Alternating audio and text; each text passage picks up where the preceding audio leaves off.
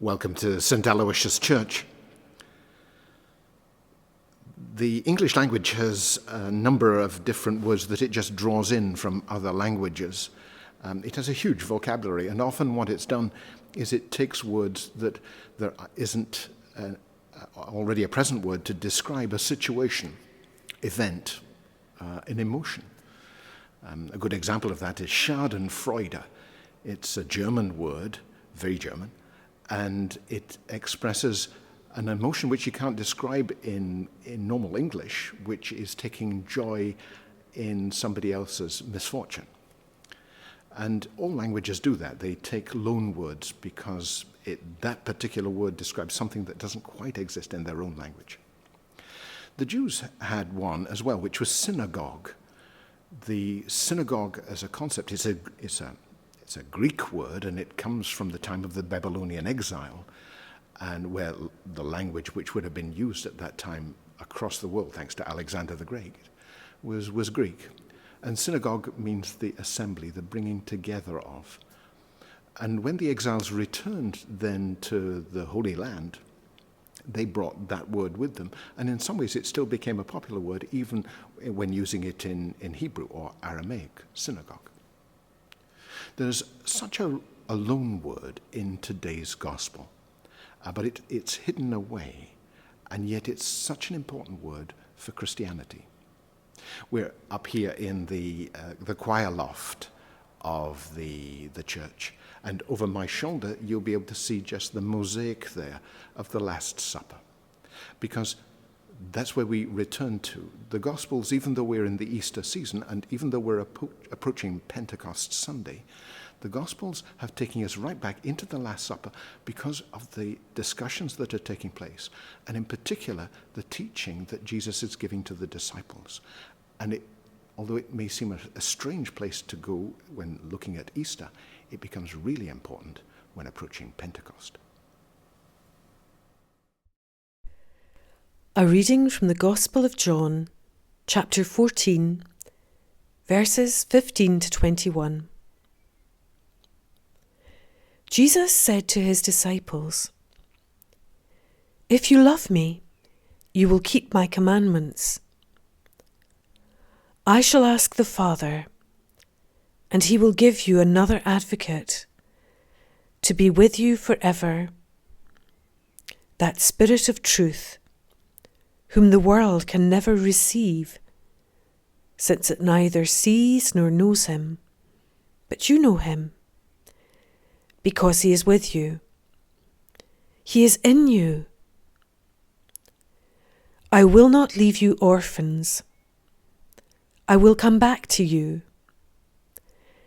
In a short time, the world will no longer see me, but you will see me, because I live and you will live. On that day, you will understand that I am in the Father, and you in me, and I in you. Anyone who receives my commandments and keeps them will be the one who loves me. And anyone who loves me will be loved by my Father. And I shall love him and show myself to him." The loan word is hidden behind the word advocate in today's gospel.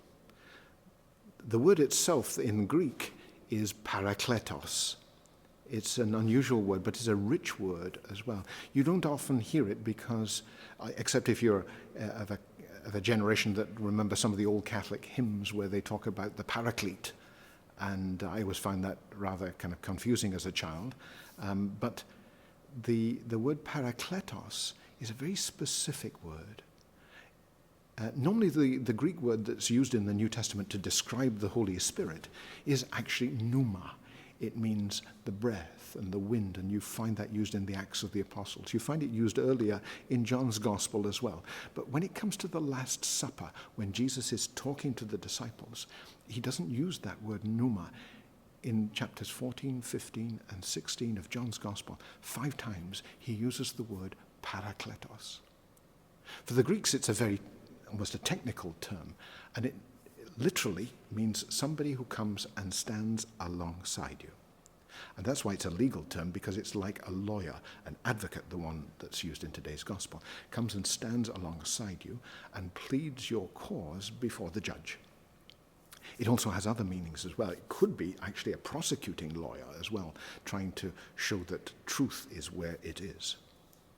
But the Parakletos has also other dimensions. And that's why John uses it in the Last Supper and why Jesus talks to the disciples in this way. Because the word pneuma describes the general power of the Spirit. But the Holy Spirit is not just that generalized power. The Holy Spirit is something deeply personal. And that's why Jesus talks in this term. The Parakletos will come. The Parakletos will come and enter into your heart. The Parakletos will come as a comforter, as a counselor, as an advocate.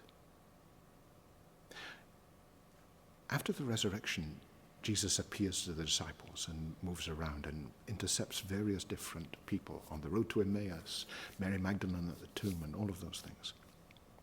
But that period of time is very limited, and the Gospels mark it out that Jesus' appearances finish with the ascension. Jesus ascends into heaven in the beginning of Acts of the Apostles, the end of Luke's Gospel. The ascension takes place, and that then brings to a halt Jesus' appearances in the world. And what happens then is the coming of the Holy Spirit at Pentecost. And it's that word parakletos, coming alongside, that Jesus is trying to tell the disciples, because he will be gone. He, Jesus, will no longer be here. But as Jesus tries to say, and rather surprisingly says to the disciples, I will have to go. I need to go for the Spirit to come. And it's almost unleashing the Spirit. Jesus is a particular human being, and he came in a particular time. The Spirit, though, is something that is unleashed and is there for all human beings. And so as the disciples gather, they hear Jesus talking about this, and the immediate thing is that he's going to leave them. But as they realize after the resurrection, and then after Pentecost Sunday, the Parakletos is with them.